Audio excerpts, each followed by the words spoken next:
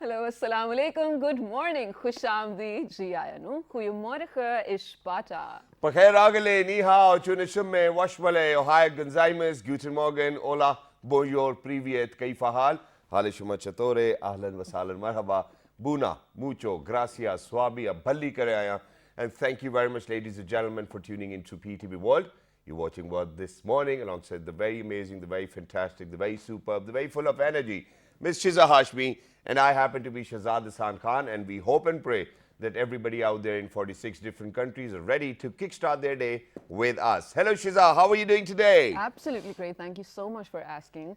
And while I'm really sort of struggling today to keep up my energies with you, Shazad, Yeah? because I missed out on coffee. Even I'm trying really hard because, you know, Really? earlier, Then that's all right. earlier when I woke up today, I wasn't feeling really well. I don't know, because it's flu season and I think that everything was just stuck in my mind as well. So I actually had a really bad headache while I was driving to work. Oh. And, you know, I kept on praying. I was like, Allah Mia, please, can you make me fit? I have to do a show and whatnot.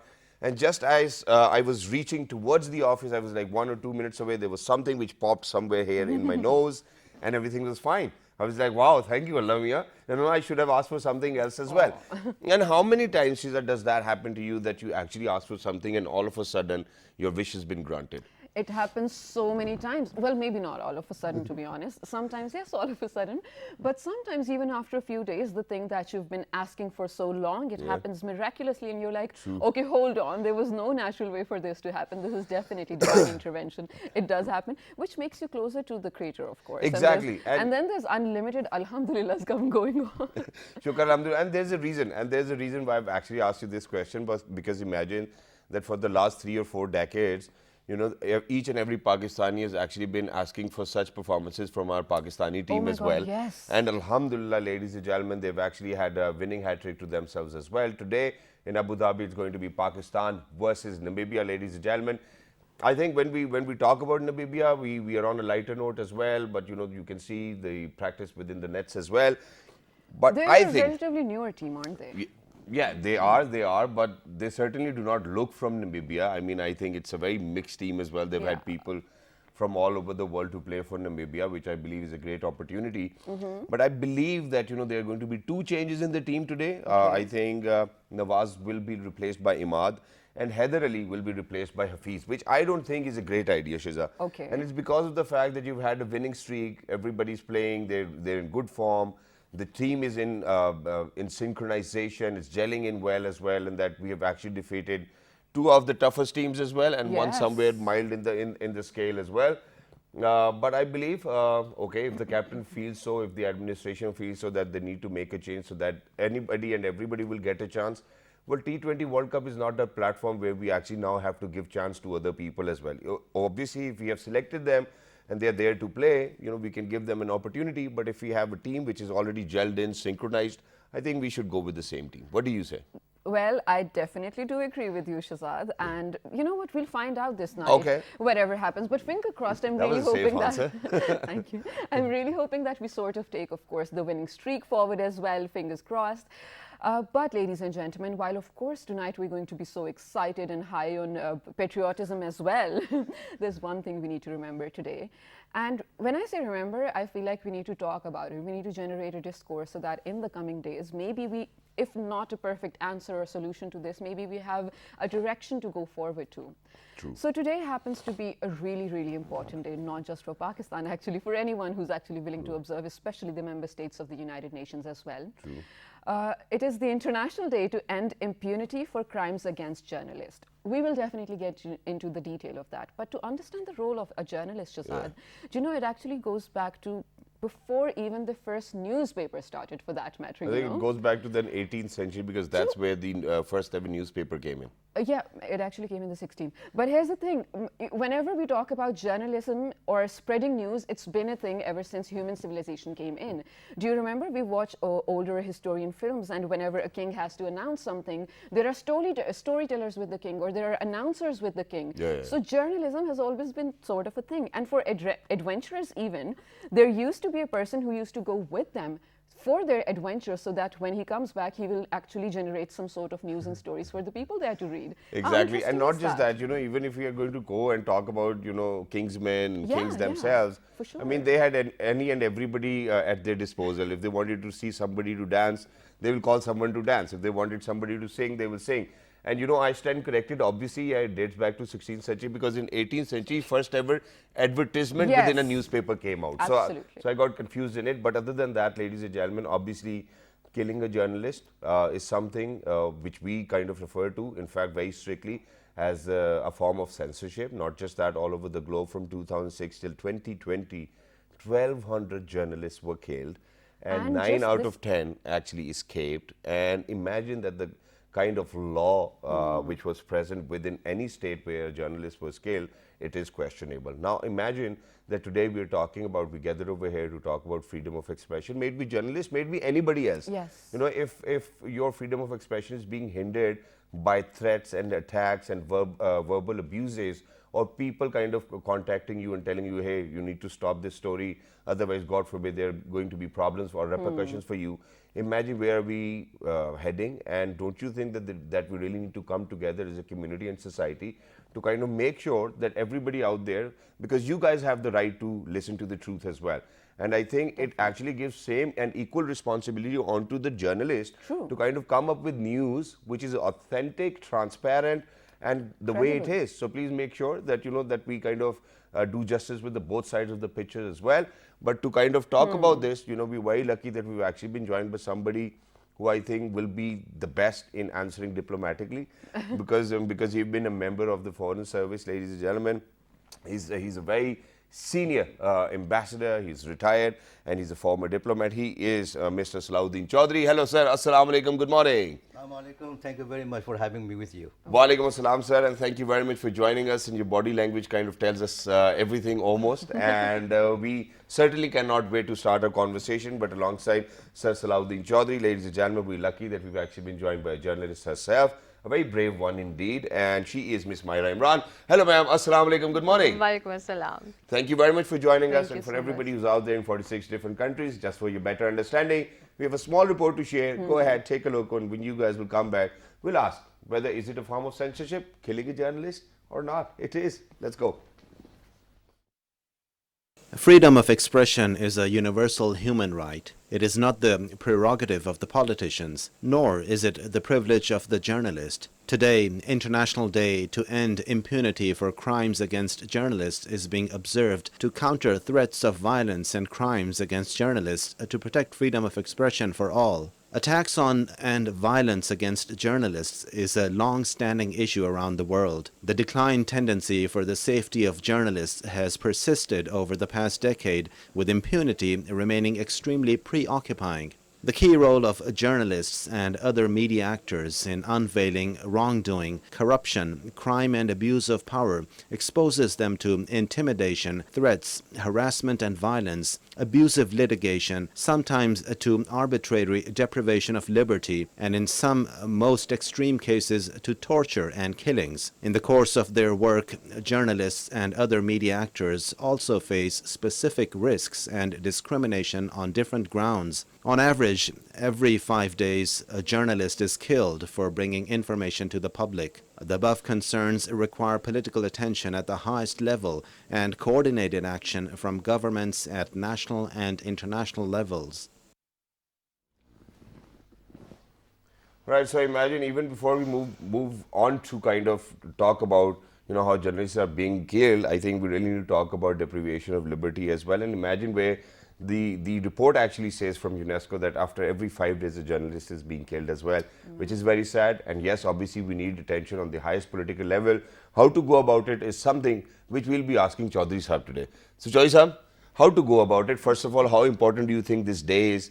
Because every single day, I mean, even if we are doing a morning show, we do kind of come up with a lot of stories, and a lot of time people do kind of message us that, hey, you shouldn't have said that.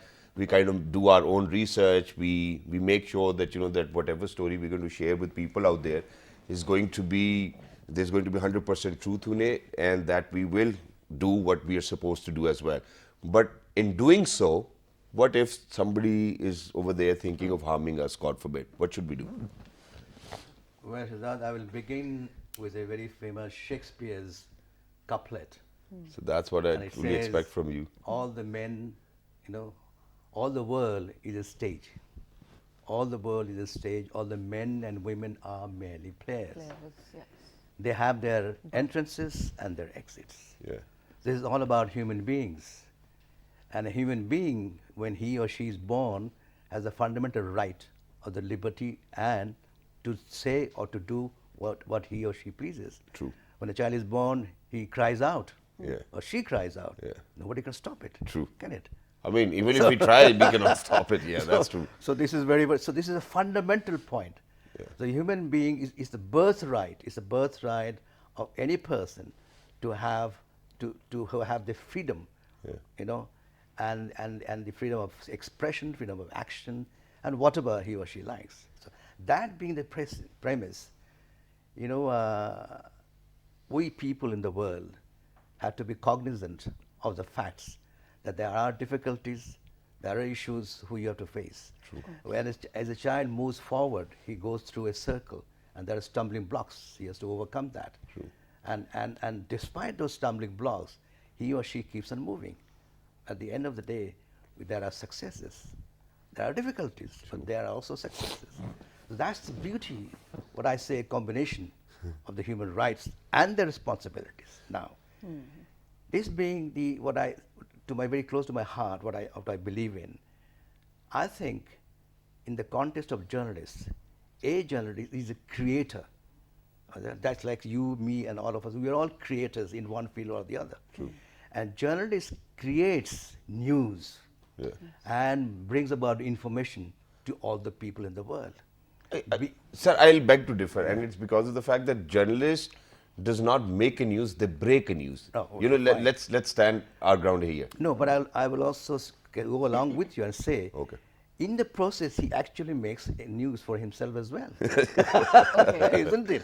Yeah, that's true. He brings the news for the people, and as he does so, he does it authenticity, Yeah. which is morality, which is ethics, etc. So he becomes also a character, True. a celebrity, by virtue of himself, isn't it? Okay. So he also for us is like like iconic or a role model for the younger people, especially. Only if you like the news.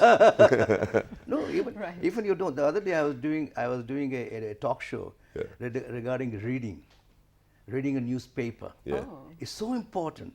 Now I will take the liberty of just making one line about Sir, this. sir. Readership is going down, especially reading newspapers. Yep. Is almost negligible now. People believe in the social media, the digital system, etc. Timing wise, short time, etc. But the fact remains, learning a newspaper remains the paramount one. You know why? Because few pages, there's a combination of so many information. Together you learn a lot, including what happens to the journalists. So anybody who comes from civil service will definitely emphasize on that. No, including the journalists, mind Yeah. you. Okay. So that newspaper, when somebody reads it, thinks about who wrote it. True. What is the authenticity? Exactly. How responsibly that particular person wrote the piece. So there comes in the point. So if a journalist, if I take that as a premise, if a journalist does so, with the values that he carries or she carries, like you, you're a lady journalist. So that goes on, and then the readers or the viewers on the TV and electronic media and radio, etc., listeners, they find that this is what we want to believe in. True. That's the responsibility. Now, Okay.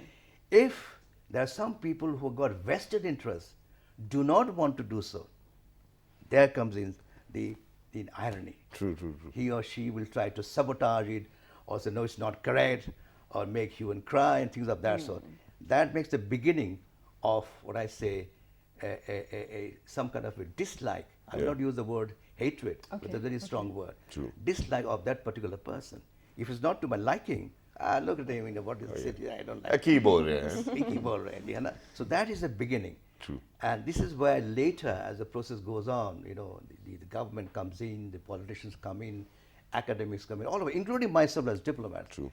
Even in my diplomacy, believe me, there are some of us who, oh, look at him, what he's saying, he's crazy. So that is also a beginning, another kind of a beginning. Right. See? Well, this is of course a brilliant anecdote, or actually a direction to, of course, where we're going as well.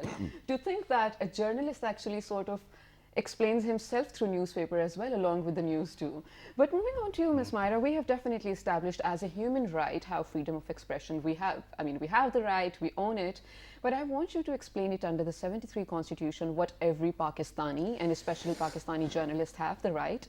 And then under the amendment, when there were certain restrictions, I mean, you're free to speak, but blah, blah, blah. So what are those restrictions?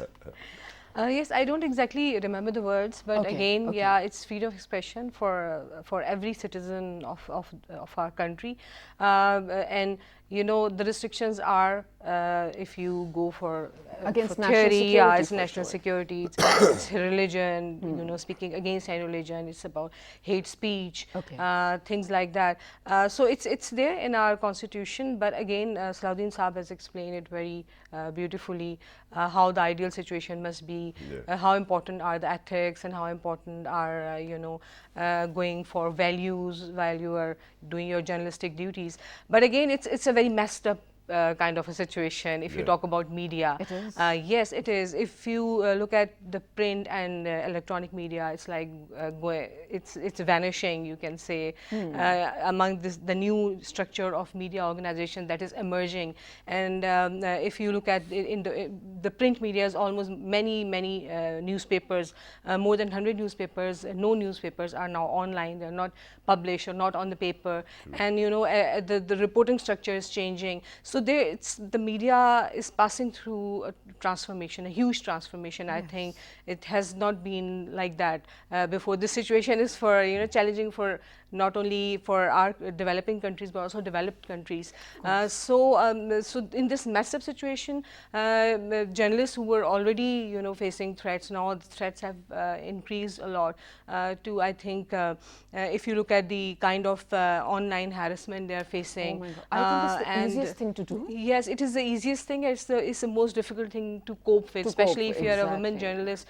The kind of you know, harassment is like life threats. It's like, you know, sexual kind of harassment, because they have families, they have kids. So there are so many women journalists who have stopped like expressing themselves on, especially online, sharing their stories online, because you know even if it is exactly ethical, the way it must be, but the reaction you can get from those who are thinking opposite to what you have written, it's not easy to, they can say anything. They can say anything on social media. And you definitely So do become vulnerable as well. But not just that, you know, I think that it exists on almost every level. Yeah. Now, I'm great that United Nations actually has taken an initiative where they're giving each and every other countrymen and the country itself a direction that, okay, you know, we want safety for each and everybody out there. But imagine that, okay, you know, for the longest period of time from 2000 till 2020, Pakistan actually had to struggle with what the other, you know, public media was kind of publicizing against Pakistan. You know, maybe anyway, you know, you call somebody, you call a foreigner, you know, who's going to come to your show as well, and then they'll be like, hey, you know what, we have heard so many bad things about your country. Obviously, that was the media which was propagating, and they had their own agendas. So it's a multifaceted problem, and we really need to resolve it that way as well. But not just that, ma'am. Now, there's one more thing. Imagine that we are saying that we really want the highest level of political attention, but imagine the majority of the political parties which exist over here in Pakistan have got their own media wings, and everybody is propagating their own agenda. There's nothing wrong in propagating your own agenda, but then don't you think that in propagating our own agenda, we're kind of dismaying from honesty and truthfulness, which I believe is the right of every other person who needs to kind of benefit themselves from your media wing. I mean, And in those terms as well. And the So what core would you rule say? of journalism I think too. it's equally important to create media literacy among public, because it's going to be like that. You know, you can't fix it now. It's on social media. Where are you going to stop them? Like, you know, In the just comment yesterday section. we met the TikTok team, Yeah. the regional head. She came to the National Press Club and we were meeting them. So she said, okay, they're blocked here, but again they said like we have like they shared this figure of 1.9 videos they have taken down, but again it was only 1.5% of the total TikTok videos. Imagine. So it's a flood of information. all kinds of information. So it's very important to have media literacy among general public, so that they can understand if this is the news. Is it a fake news, or is it a biased news, Yeah. or is it tilted towards Agenda one based. party or the other party? Or so it depends upon people a lot now. It was Exactly. not like that before, because for newspapers, for media, channel, there is always channels through which the news passes through, and it is confirmed, and then it is it was not like that now. Now we have everything, so it depends upon people. Exactly. How do they process that news?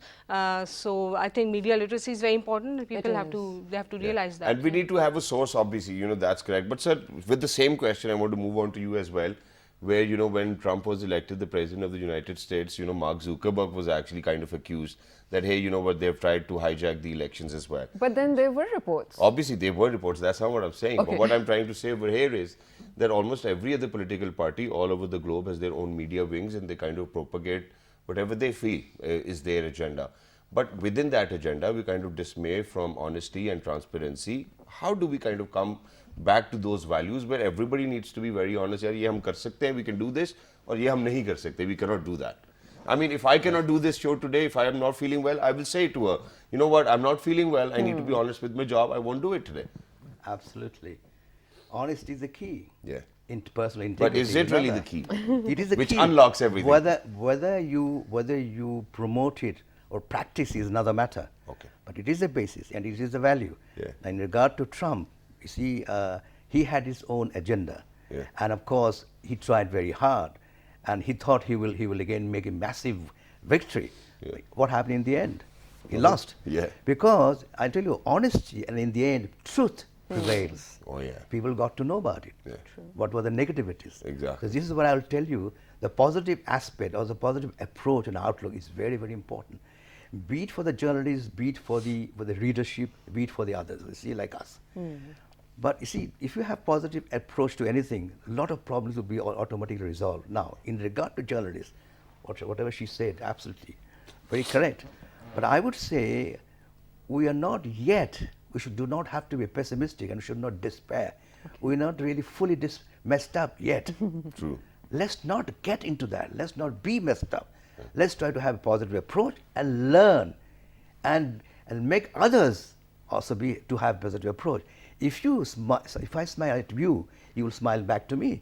Yeah. If I have respect somebody else, that somebody else will also respect me back. True. We will develop trust. And that way you love each other. When you love each other, then what will happen, it will go towards peace, right? Now, in that context, I'd like to make a mention of the European Council. Sure. Yeah, What they have done, and it's fantastic.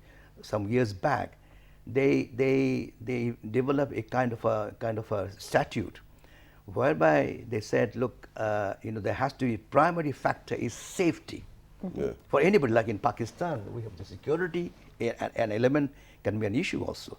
But if we look towards that for the primaries of safety, then probably a lot of things will be done. The European Council, what they have done, they have developed a series of laws and regulations, etc., whereby they say all the member countries of the European Union will have to abide by those laws and statutes. Get? This is one way of doing it.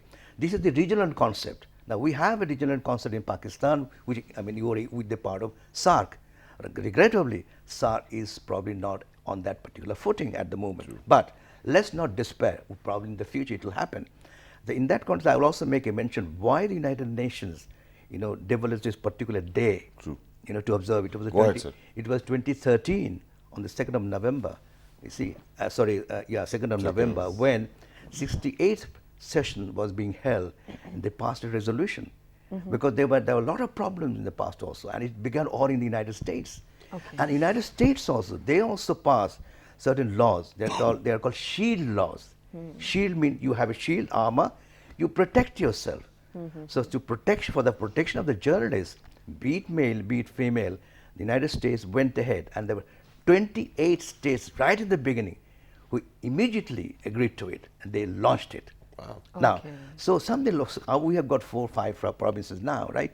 If we all agree to come to that terms, we might come to a The conclusion. 28 states obviously is the majority, but over here, I think The problem is that after the 18th Amendment, the problem is still The problem is a will little persist. scattered. No, problem will pass. Let's not look at that. Look at it at that, that particular way. Now, why? Why I'm saying it? Okay. Sindh government only last 2 months ago, they developed a law. Yeah, you know For the about protection it. of Sir, children. Protection. I mean, okay, that's fair enough. But I want to, But, Shahzad, yeah, I will give you an equal I want opportunity to to kind also- I of think discuss it's- that yeah, as well. all But right. imagine, now we're talking about that we're developing a law. Imagine that in 1973 there was a constitution That's which true. we haven't respected. That's what I'm saying. Where's the respect of the constitution? Right. Okay, Sorry, so you wanna want go to on. ask a question? Please No, carry on. I just please. want to just make Sir, one sir, line. sir. Respectability is very important. True. If you have within yourself, respect yourself, love thyself, you love others. Love, Obviously. Okay? Love thy neighbor. Like the neighbors, same concept. So if you make a beginning with yourself, and respectability, as I said earlier, everything will come through automatically. As I said, yeah, there are negative things, there are problems, there are issues, they have to be resolved. What we do as diplomats, we used to apply diplomacy to be as nice as possible, Obviously. to gather information and then analyze those information and try being friendly and bring about a solution, conflict resolution. for Pyar example. mohabbat se. Now that's you. Again, I have to mention over here, so that's you trying to collect the information and trying to bring out the best of it. But there are people and there are minds who would collect the information and then malign it. Yeah. You know what I mean? So it really comes down to, like Ms. Myra said, media literacy, to know how to use the tools that we have at our expanse.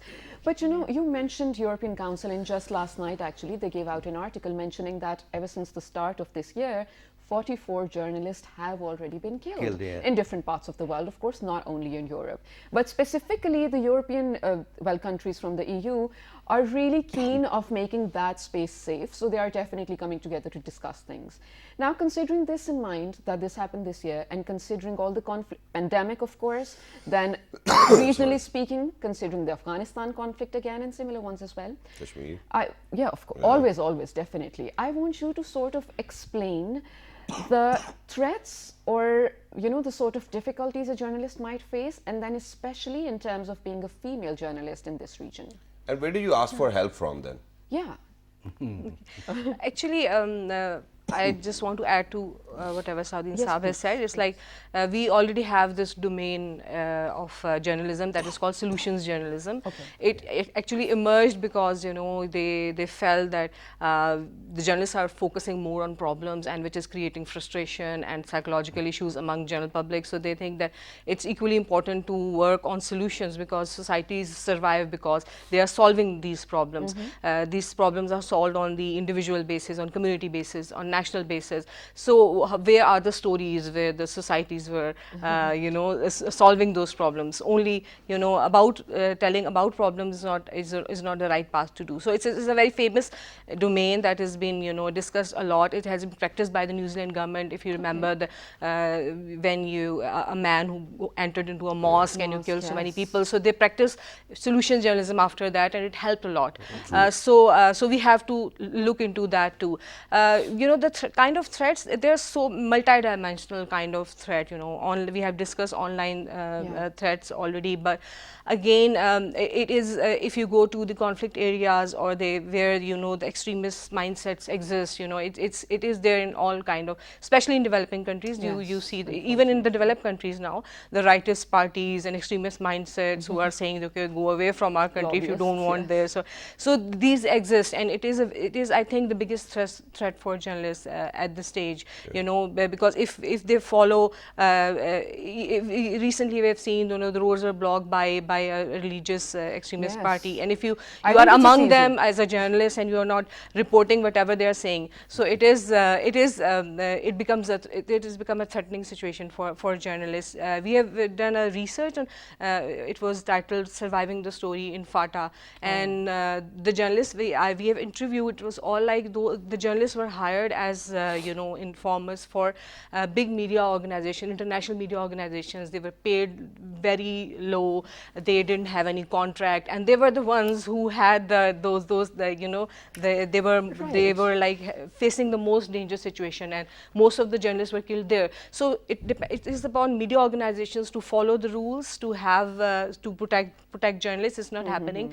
Even the Committee on Protection of Journalists have raised this issue that those who are informers newcomers, or those are small reporters which are hired by the big reporters who are paid well, who get the house in the capital city, and they get danger allowance. They get information from smaller journalists in the smaller areas, conflict areas, and putting their lives in danger, because to earn something they will do anything. And even for police stations, so yes. actually those who are physically in danger are the journalists who are in smaller areas where the extremist mindset or conflict areas exist. So there's so many dimensions to that issue. We have to look into that. But again, whenever we discuss freedom of expression, whenever we discuss threat to journalists, we take to a one line usually, because I also belong to unions, so we have to look into different dimensions: the state's responsibility, media organizations' responsibility, even the journalist's responsibility, how to follow ethics, how to report responsibility, what kind of words we use, so to protect, the maximum safety, as Salahuddin Saab has said, that we have to,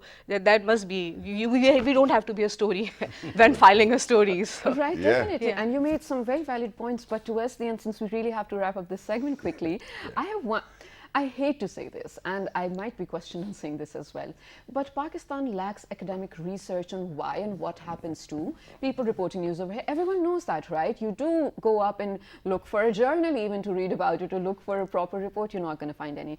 But that is because of the lack of interest in academics probably, or people going towards that direction to explore that. Unfortunately, reportedly, there are only two particular, in this century or in these decades, two particular cases of where their court did take action, or something did happen for the journalists under attack. No names, of course. They might be Pakistanis or non-Pakistanis as well. But can't we have more such cases where actually court takes this seriously? I mean, of course, while they're journalists on duty, they are humans and they're performing their duty. And in addition to that, obviously we want you to answer that, but because we are so short on time, and this day is very important to us as well, and to all of those journalists who are out there, just because you were a moment early, you were telling us about how people or the media used to propagate about Taliban, or how they used to speak about Afghanistan or any other country as well. So just a few days ago, there was this billboard which is placed in New York, and there was this video which went viral on Facebook, and the billboard actually said, "Making Taliban look great again." So I think that the narratives of the journalists themselves somehow, one way or the other, due to lack of research, are shaped in a way the media has taken them. So, sir, please. Shall I add to it? Sir, sure. Please. Very well said. Very, very well said. I was about to interject and tell you this. Now, I will just give a very quick example of Bosnia-Herzegovina, the Yugoslav problem. I was there in the United Nations. It was a peacekeeping mission. Okay.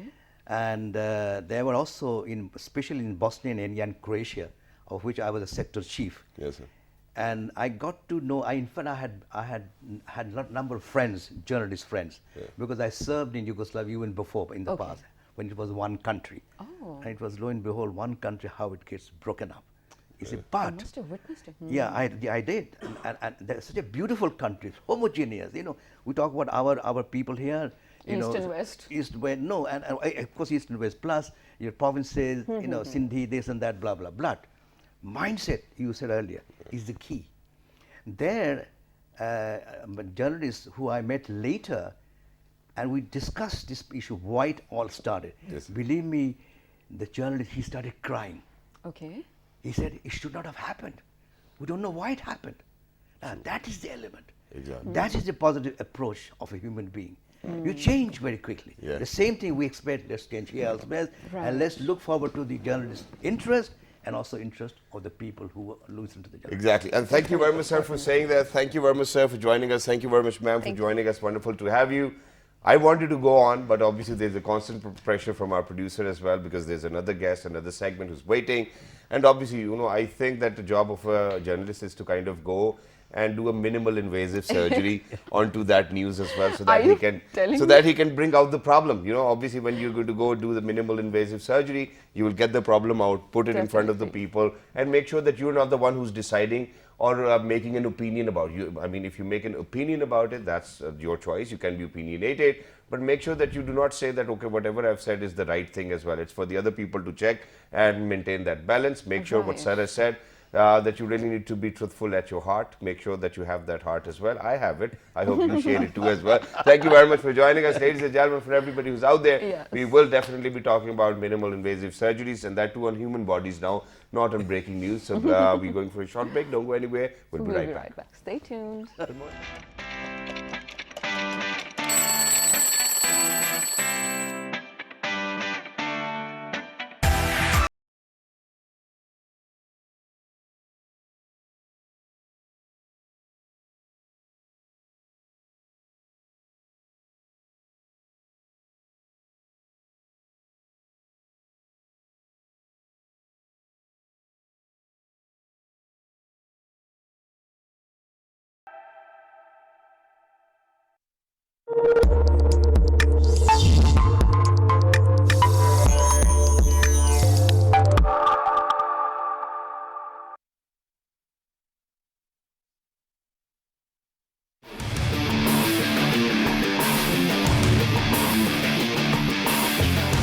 Watch ICC T20 World Cup live on PTV Sports. Game on है.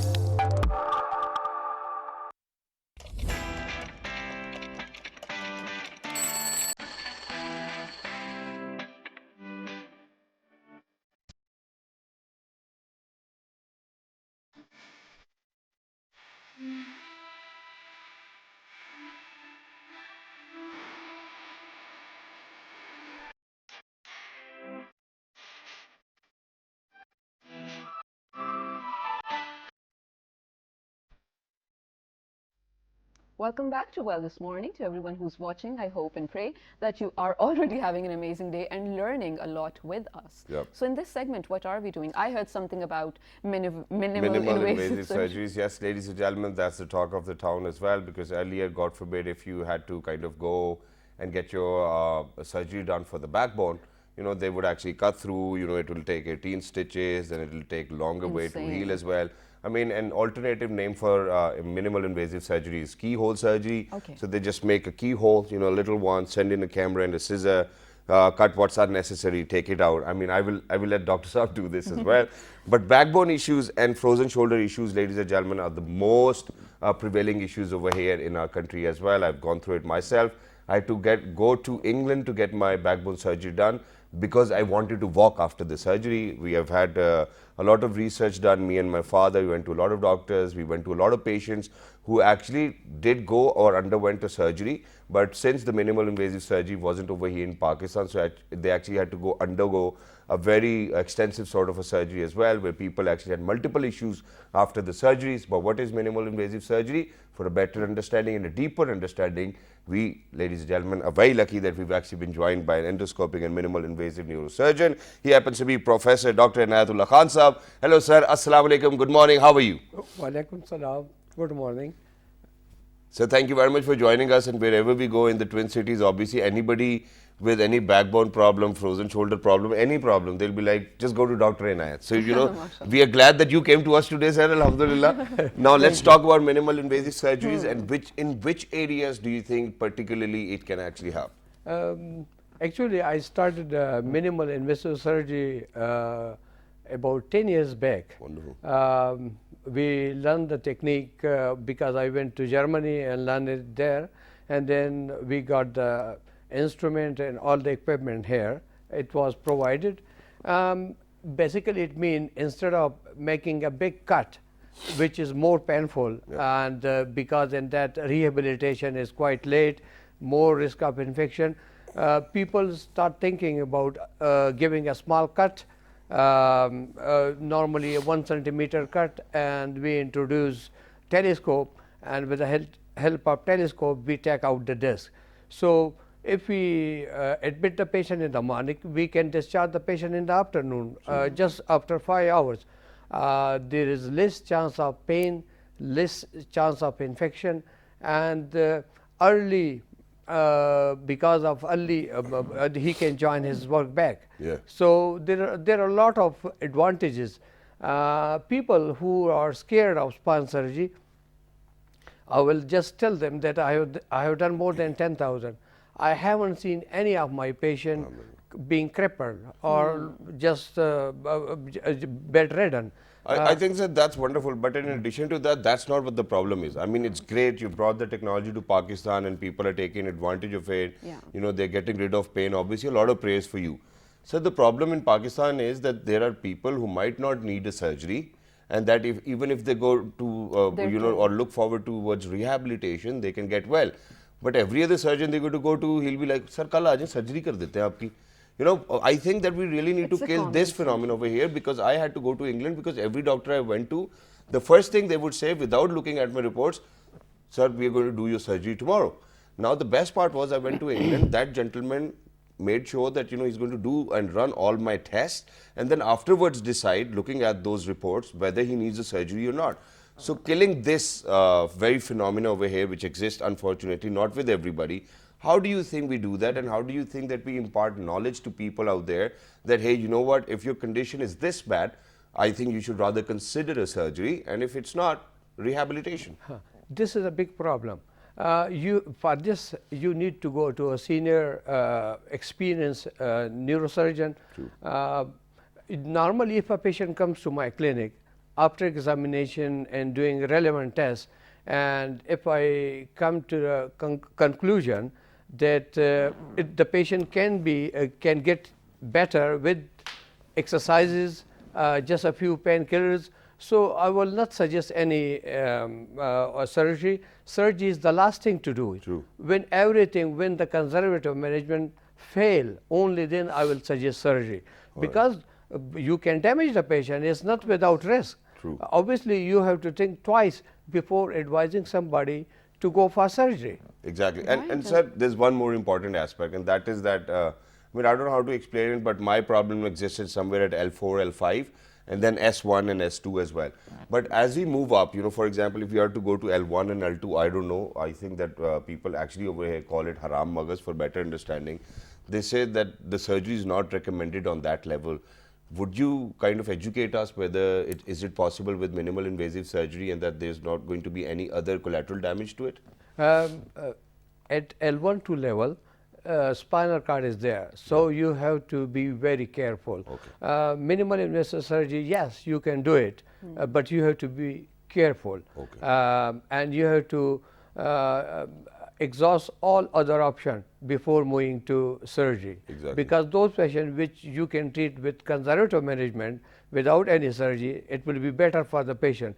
But if the patient is not improving, or he is developing some neurological sign, weakness, urinary problem, then you have to do surgery. Exactly. Okay. And you know what, sort of extending that as well, I do want to ask you, because when it comes to vital organs, like you said, even spinal cord for that matter, a lot of people are hesitant. So This is a stigma. It is. You know, my dada always used to tell us, "Oh, nahi, nahi, iski surgery nahi karani." And you know, I was in so much pain. I was like, then what? Exactly, because I mean, humanly, if you're not a doctor, you do like to think, kya hoga, kaise hoga. So you tell me, is it always safe for vital organs? And speaking of that, in terms of people who have been suggested an open heart surgery or similar stuff, does it work for that too? This surgery is more common for lower, where there is no spinal cord, just nerve root problem. So if anything happen, if you damage the patient, it will be just like a foot drop, these sort of thing, which is very uncommon in safe hand, very uncommon. Okay. As you go up, as you mentioned, L1, 2 level, this problem at that level is very uncommon. But even then, if the patient needs, we go out for surgery, but after exhausting all the available options, even then I will suggest in safe hand, the patient is safe. Exactly. Okay. It needs experience. So if you go for an inexperienced surgeon, obviously there will be more chances of complication. Exactly. But as I told, I have done thousand and thousand, and God forbid, so far I have avoided complication. I am able to avoid. So which is why you, alhamdulillah, within the Twin Cities, anywhere you would go, you know, people would actually be like, yeah, go to doctor and don't go to anybody else, which is correct. Mashallah. But sir, since you have conducted so many surgeries, alhamdulillah, so many people out there praying for you, just a very ordinary question, which somebody might not even think about as well, but on a lighter note, since we're a morning show, obviously this minimal invasive surgery is actually robotic surgery, you know, if I'm correct, because that's how they kind of told me that, okay, you know, we kind of control whatever we're sending in from the remotes over here, and then, you know, the scissor and the camera is going to do the work. Imagine, God forbid, we live in Pakistan, all of a sudden the electricity goes out. What happens to the person who's actually on the stage? Did that actually ever happen to you? Or anyone. I'm Oh, so yaar, ek hi ho gaya, batti chali gayi. No, that is not robotic. Robotic may come in future, but at the moment, as minimal invasive surgery, we do it with the help of telescope. Okay. Normally, all the hospital, they have alternative arrangements for if the electricity goes. Power options. It doesn't happen. So, Yes. but you have to be experienced in the minimal invasive surgery. You can't go further like Obviously, that. I'm the one who introduced a minimal invasive surgery in Pindi, Islamabad. I was the first one to do it, and since then I have done quite a big number of cases. MashaAllah. But And Dr. sir, in addition to that, very sorry, Shazad, but what I have realized is that just because I was delaying so much, so, you know, my posture was really bad then, and obviously there was nerve damage.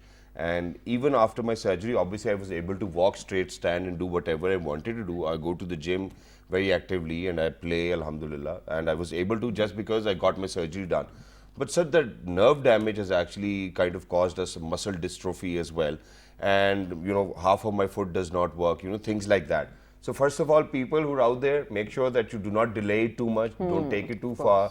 You know, these invasive surgeries really do work wonders as well. I got it done, my younger brother got it done, and we are both fine, alhamdulillah. Because, I don't know, I think that the kind of food we eat, it does not really support our structure, and that everybody kind of gets into disc prolapse. No, it runs in family as well. Okay. This is one genetic factor does play a big role in that. Which is why I keep on telling my Ammi Abu, you do not eat the right food, yeah.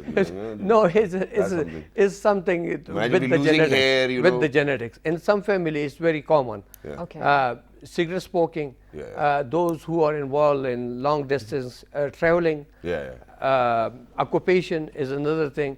So, but it's run in family as well. But the message is that don't delay it, as you said, because if you get a fixed deficit, surgery won't reverse it. Exactly. And this is something which I wanted to ask, that God forbid if you've had nerve damage, do you think that you can recover from that? Or depends? If you develop a foot drop, I don't think so. You will be a very lucky person to get the power back in that segment of the spinal I've been cord. trying for the last 7-8 years, you know, but I haven't It's not gotten the power happening? back. I think the only power I have is in my brain, and that's how I function. That So imagine matters. one of my leg is actually thicker than the other one. And which is why I actually kind of wear these pants where nobody can judge me that, okay, you know, one of my leg is actually thinner. So it's a message for the common people Yeah. that It is. don't. If you need surgery, listen to the surgeon, and if the get surgeon it is done. convinced, listen to him and go for surgery. Exactly. Right. Thank you so much for saying that, first of all, and thank you so much for being with us. We would definitely love to have you back and probably talk about something in particular as well, but this was informative too. I have to say that, well, of course, this is relatively newer for larger operations and, you know, bigger organs. And the first time I came across it was in my college days. I had to get my appendix removed. And I went in emergency, and the doctor said, was like, oh, we have this new thingy. We haven't tried it a lot. It's just been a few times. Do you want to do it? Are you scared? No. I was like, let's do it. I mean, And imagine if a doctor is saying by himself that we haven't tried it a lot. I would be like, I do not want to get tried. I on trusted him. myself. He was a very good, I mean, doctor. Alhamdulillah. But yeah, that was the first time. And the best part is there are no stitches. I mean, it's the smallest scar ever. I mean, till date, I can't tell if my appendix is out too. So do check it out. And if all of you, God forbid, unfortunately, if you are going through something that serious which requires this is the Dr. Saab you should be checking out, or at least check out your options. Make sure to do your own research first before you ask anyone else for that too. Well, this was really informative. I know we're short on time again. Till the next time, I want you all to sort of write to us on, for feedback and suggestions on all our social media pages with the name of While This Morning. And the repeat of this show you can catch at 5 past midnight. Till the next time, look after yourselves, because our news anchors are already on the hot seats to make sure that they're going to share the latest updates from all over the world with you all. Make sure that you stay tuned. Look after yourselves. 1, 2, 3. Good morning. Good morning. Take care. Thank you very much, sir. Thank